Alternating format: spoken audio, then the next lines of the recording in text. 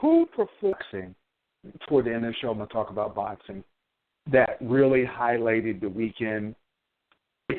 Great individual performances. I want to start with the OKC Houston Rockets game. And it wasn't James Harden, his best game, but he had his imprint on this game, and I was very impressed. It was a 113-109 Rockets win, and I'm going to tell you why the Rockets won, or I'm going to tell you why the OKC Thunder lost.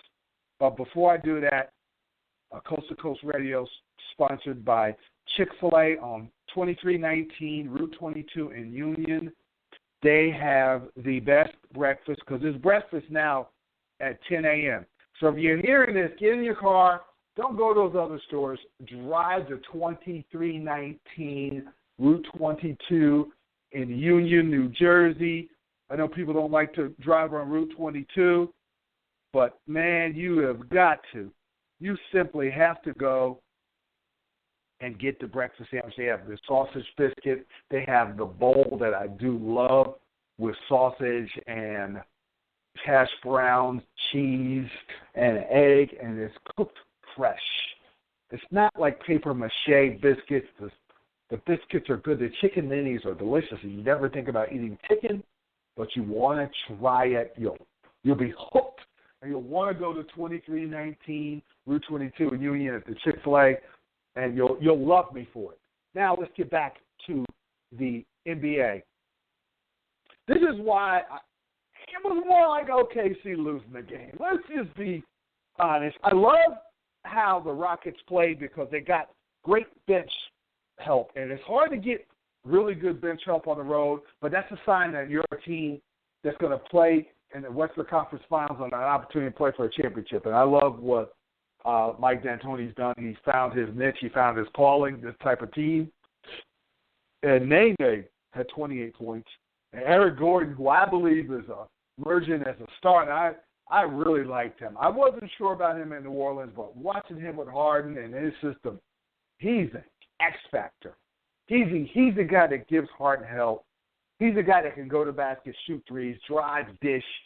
He's that second playmaker that you got to have in the playoffs to alleviate the pressure off the number one guy, which OKC doesn't have. But they were hanging in there. They fought back. They got it. It's 90-89. And then Russ hits a three-point shot. And then Houston comes back, takes the lead. And this is where OKC loses the game. They're doing the Hack Robertson, who's not a good free throw shooter for OKC. They're sending him to the line time after time, and he's missing, and Houston's building their lead. And it was very costly keeping Robertson in, and they even announced it, said, take him out. There's 3 minutes to go. Take him out until after 2 minutes when you can't do the hack or shack like they normally do. But no, Donovan was slow to doing that, kept Robertson in, and he kept missing free throws, and the Rockets kept taking advantage of it, and it allowed them to build a lead. And then they committed some idiotic fouls where they were fouling three-point shooters. And then when it was a three-point game, they got no look on the possession. They just threw the ball away. They looked disjointed. And then James Harden came down and hit a dagger two-point shot to give them the 5-point lead. That was it. That was game. It was time to go home. They were down. Well, they were down 5, and then that was it. And that was all she wrote. And the Rockets were up 3-1. And it's on. I believe they're going to finish them in Game 5. Without a doubt, I believe the Rockets are going to it's going to be a tight game because Russell Westbrook's going to come 100 miles an hour. He's going to play his heart out. But you know what? I got to go with the Rockets in 5. And they're a team, I believe, that's poised and ready to compete against Golden State and the Western Conference Finals. I believe they're going to beat the winner of the Spurs and the Memphis Grizzlies. And I'll get to that series a little later. But first I want to talk about the defending champion Cavaliers. I was impressed how they took care of business. They won 106-102 over the Indiana Pacers. LeBron James hits a three late. who he's really been hitting his threes this year, but in particularly in the playoffs. He hit it when it counted. He only took one, but he's been hitting them in the he hit the biggest one where they get the lead. And he's shooting well, 13 of 25.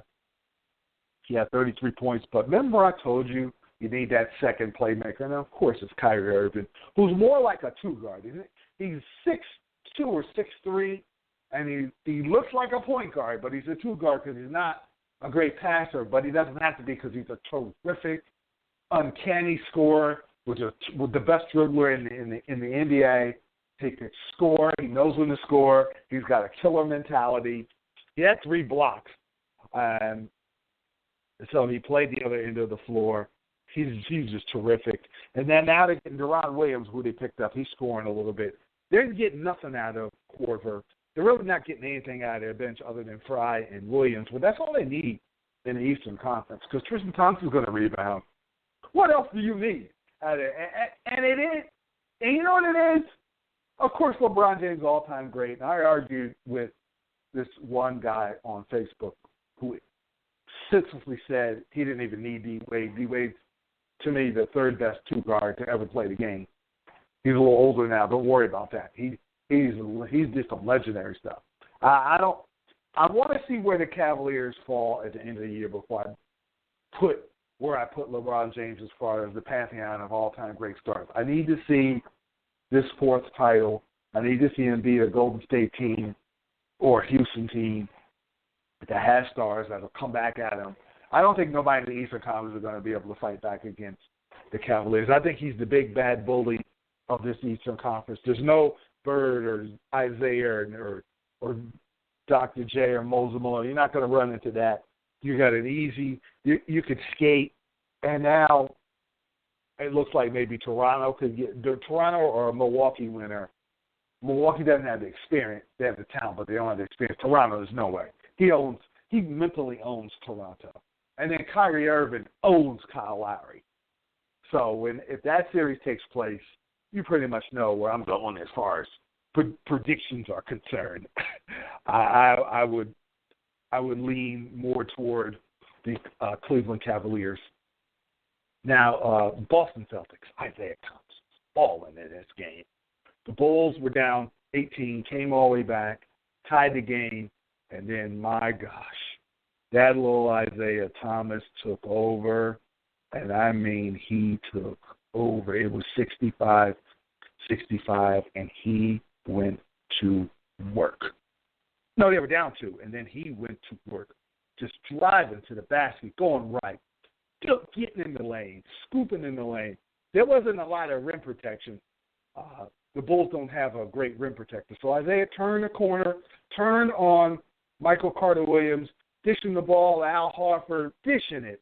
Whether he gave the ball to Olynyk or whether he's going coast to coast and laying the ball up, this kid was straight balling.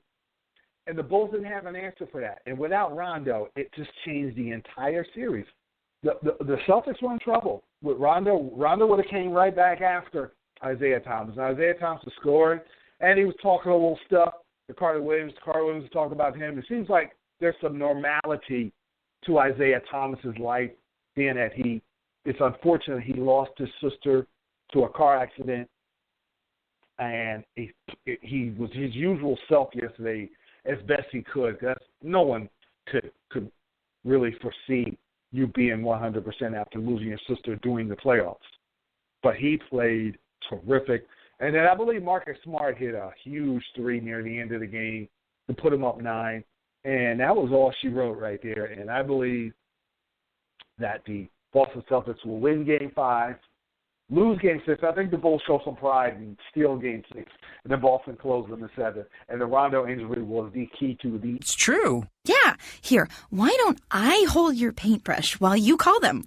Geico, because saving 15% or more on car insurance is always a great answer.